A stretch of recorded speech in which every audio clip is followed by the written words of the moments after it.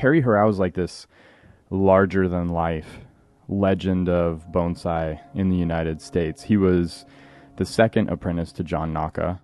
Mr. California Juniper was what his name was, and he spent more cumulative time in the mountains than maybe any other person in the history of the collected tree in North America.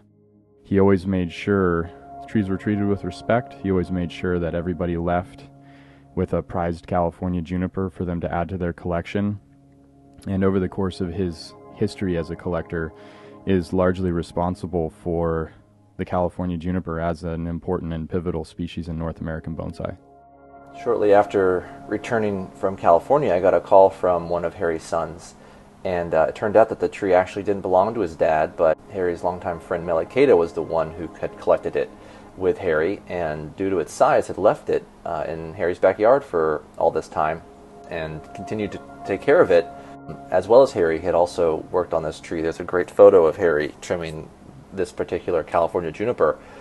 So I called Mel, and he still was very generous in wanting to donate the tree to us so that we could have something that did have Harry's legacy tied to it. And that was when sort of our journey with the Hirao began. It had been in that container for a very long time and was alive but not super healthy.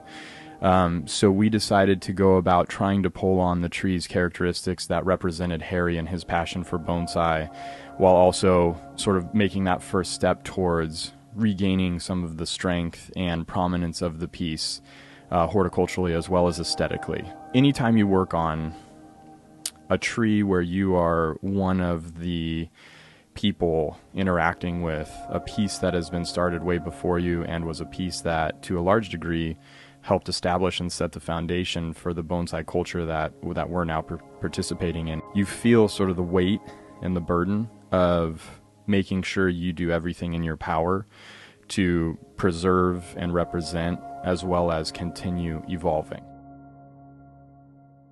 Bonsai being a medium that never stops growing and evolving, to try and hold a tree in a space is impossible. And in fact, we really wanted to open up the space to still carry Harry's memory forward with the tree and the shape and the choices, but also give it the opportunity to further evolve and represent Harry and the evolution that he was on and the evolution that he contributed to. I really hope that when people see this tree, they see, a huge part of Harry in it in terms of his love of the California juniper that he invested so much time and passion and energy into.